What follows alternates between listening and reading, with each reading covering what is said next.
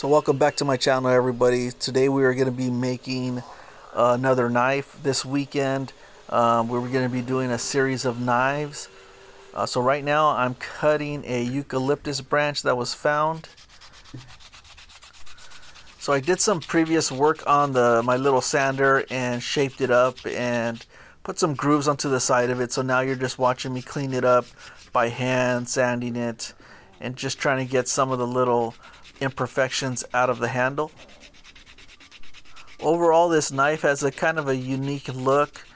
I'm glad that I found this branch, because from this branch so far I think I've made a few knives, and those videos will be coming this weekend, so check out those other videos. So we're just gonna finish sanding it up and taking out the rest of the little bumps and imperfections, and then I'm gonna let you guys watch this, and then we'll be moving on to the next step. Overall, I'm pretty satisfied how the handle is coming out so far.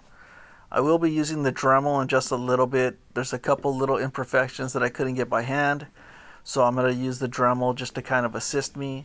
So you get to see me clean up just briefly, and then we're going to move on to the next step in the handle making process for me. The little imperfections weren't too crazy. I just thought it was bothering me a little bit, so I just wanted to get them out. And also coming up right now, you're going to start to see my laser engraver. This is how I decorate my handles and get the artwork. So I have to draw the artwork prior, and then after I draw the artwork, I send it over to the laser engraver to engrave my handles. This particular knife has a lot of imagery regarding my heritage and my indigenous roots. I think it's coming out pretty well so far. So anytime I laser engrave, I like to sand the area that was laser engraved. It brings the design out a little bit clearer. And so I'm just going to design anything that was engraved. And then we're going to definitely move on to the next step, which is going to be to add a cool looking stain. And hopefully you guys enjoy the stain. And let me know what you think about it in the comments. Also take time right now, if you haven't already, please like, please subscribe. It really does help my channel. It also does help me also get to a specific point where I can start to give out more freebies, because I do like doing that personally. I was able to give out some free glass earlier in the week. The lucky subscriber who won that free glass was Blades and Points by SGP. And they also posted a video, so check out their channel. They have some cool content. He has some cool content, and he makes some awesome stuff, knives, points, and other stuff also. So right here we're going to be hafting this glass knife that I made earlier in the week. We're going to try to fit the blade right now, or the point. And so I'm just using a little belt sander that I picked up at a garage sale. It's an older one. It needed a replacement cord, and I got it for a really good price, and the cord wasn't expensive. So overall it's done its job, and it's allowed me to cut through some of this wood pretty quickly. For the rest of this video, I'm gonna go ahead and let you guys watch it, and I'll check in here and there, give some commentary, but it's pretty much me trying to fit my blade or my point into the knife.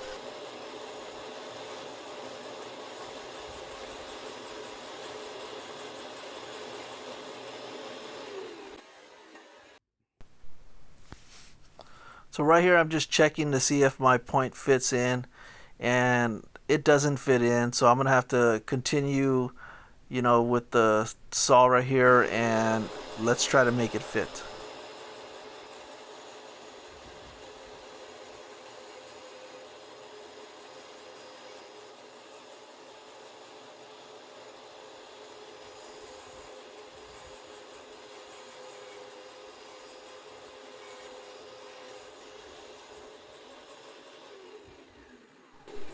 Alright, here we go. Let's kind of do a last little fit here. We're done sawing it, and I think it fits pretty well. It's a little tight here and there, which is kind of good. And this is what the knife is starting to look like. Let's turn the blade. Overall, I think we have a good fit.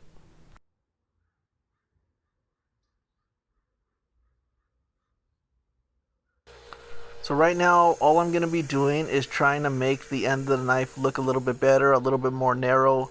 So I'm sanding down the sides of it, kind of tapering it towards the blade. And then once this is done, we're going to move on to the next step. I hope you guys are enjoying the video. This is my process of how I make my knives.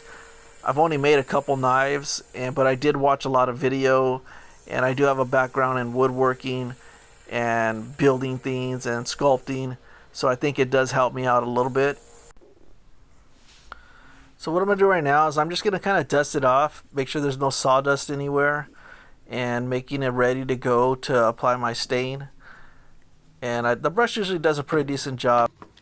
So next in my handle making process, I'm pretty much going to choose one of my favorite stains, and I used this one on one of the last knife videos I did. I happen to like it. I love the color. And so I think it also does help the laser engraving design kind of pop a little bit. So you guys are going to watch me apply it. I apply a couple coats to the handle just to kind of deepen it up a little bit, make it a little bit more rich. And you guys can go ahead and check that out.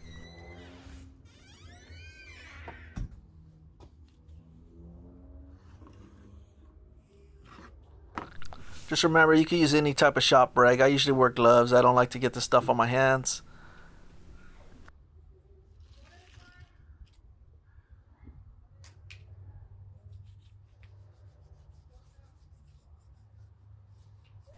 Like I said before, I like to apply solid coats.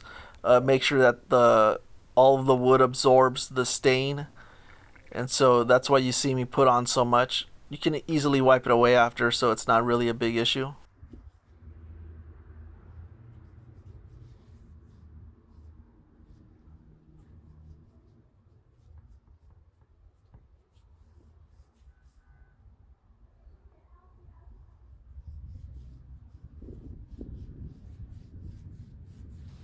Once again, if you guys would like, take this opportunity to either subscribe to my channel or like the channel. I have a lot of content planned. I am a new flint napper. I'm learning how to flint nap on camera, and I've had my struggles. I've had some successes. Overall, I just happen to love flint napping. I'm coming over from the ceramic world. I'm a potter and tried flint napping for the first time about 3 or 4 months back, and happened to fall in love with it. So I really do enjoy it, and you should see a lot of flint napping content coming from me in the future.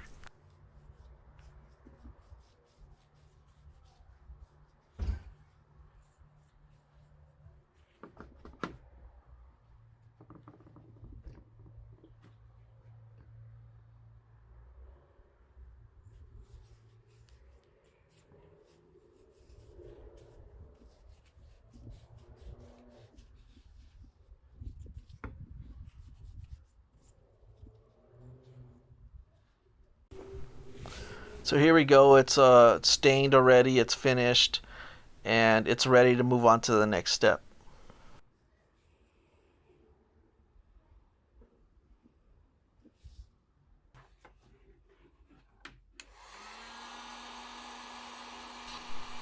I like to heat up my asphaltum or my binder with a heat gun. It makes quick work of it. It heats it up pretty fast. And then I'm just going to be trying to attach the handle. I usually like to apply it to the inside of the handle first, and then to the point, and then after that I will be heating it up and until it fits the way I want it to fit.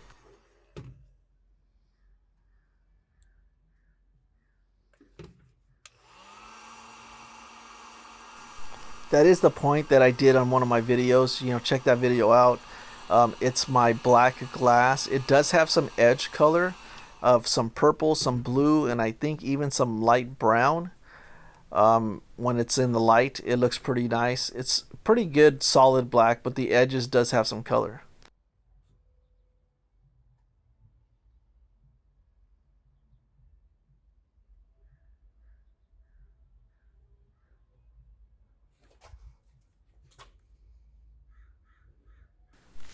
I also do appreciate all the comments. I do read the comments and the suggestions on how to improve my napping. I have taken that into account and tried some stuff off camera. I will be posting some more videos either next week, most likely next week. I have some new stuff coming in. I have some new rock. I have some preforms, and I'm interested to try those for the first time. So if you guys want to see that, hit that notifications and also like, comment, subscribe.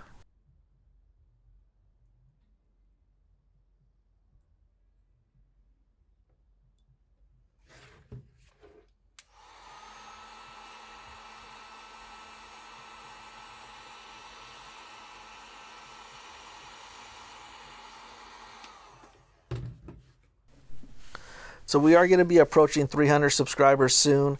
Thank you everybody for your support. And I'm not sure if I'm going to give away something at a 300 or I might double it. So we did want to give away at 2. I might double it and wait till 400. And like I said, I have some preforms coming in, some rock. I have some tools that are already made. And so keep an eye out for that video because I do like giving stuff away. And the reason I like giving stuff away is because I have access to make it. I am a full-time artist. I do have my own art studio, and napping right now is taking up my time, which is perfectly fine with me because I really do enjoy flint knapping. And I would hope to be able to provide some type of tools to the community in the future. But for right now, let's take advantage of some of these giveaways. And I hope you guys enjoy the products also. Try them out. Let me know how they work when the time comes.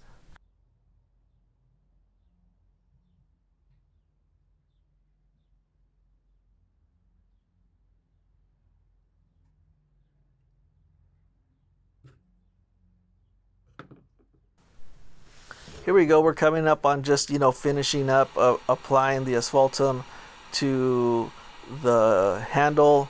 And we're going to be sizing it up, fitting it up, and making sure that it's a nice fit. And then we'll also be cleaning up the whole area around it, making it look suitable, before we decide to wrap it.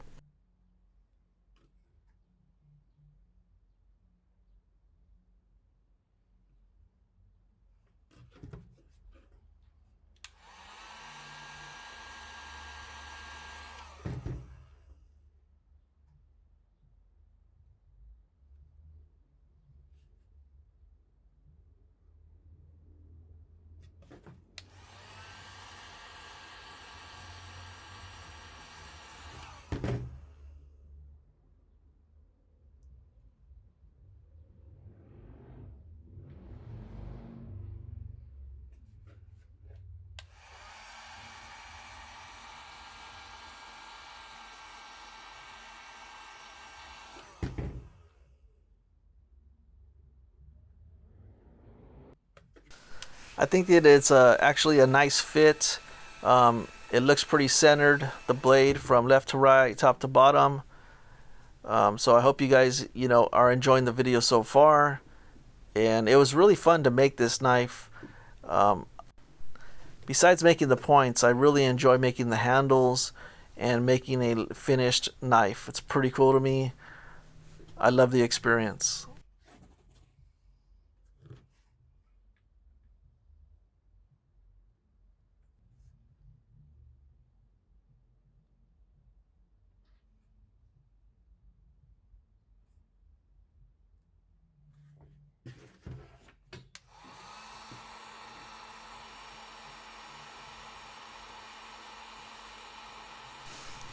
This final cleanup work to me, I don't think it took too long. Um, Overall, I'm just kind of filling in some spots that I see need a little bit more. And so that's what you guys see me. I use a little stick. I've started using it and I don't see any need to change it. It's doing the job.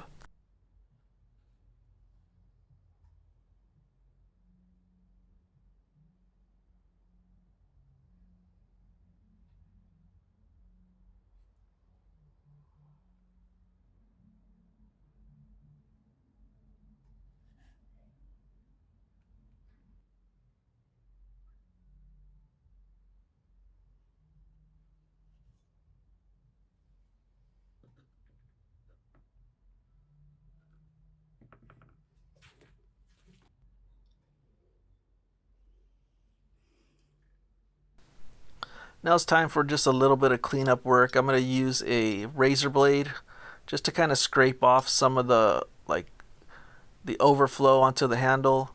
It does a really quick job of doing it, or a good job of doing it. Pretty satisfied with it.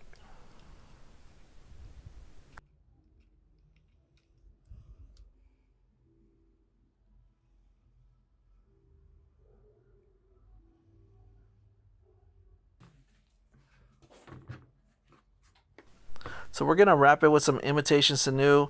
I happen to really like this color and this product. A lighter color would be a little nicer, but overall I'm pretty happy with it. On my first couple knives I did use real deer sinew, and I do plan on using that. It is a little costly for me because I don't have access to it, so I have a couple more knives coming in the next week or so that I will be using it. Besides that, this imitation stuff is actually, I really happen to like it. So first I tie a little loop on top. I wrap around the sinew from the bottom. And then I'm just going to go all the way up to the top. And when I do reach the top, you guys will see what I do once I get to the top.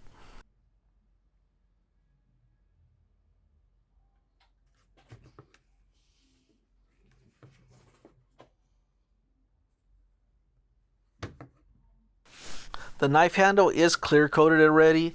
You can use any wood clear coat that matches your stain, whether it's oil or water based. So just, figure that out on your guys' own. Mine's a water based. I do plan on switching over to an oil based stain and clear coat. I think I happen to like it a little bit better, but overall, I am happy with the product.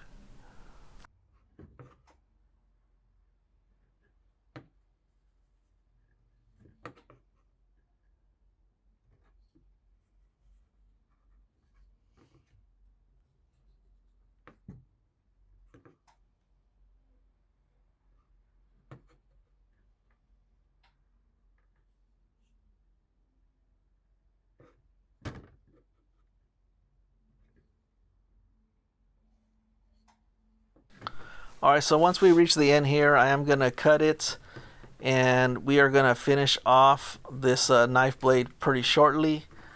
So check out this method. You get the end of the sinew, you put it through the loop, pull it through, and then the sinew that's underneath, you're just going to pull it straight through.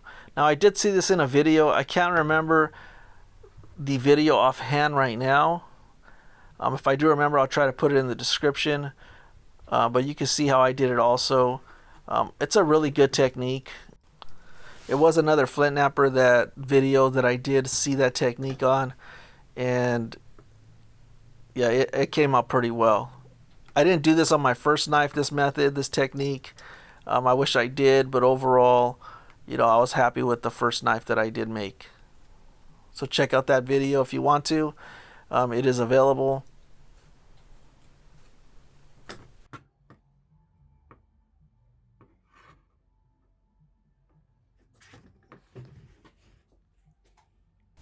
So here we go, everybody, another knife made.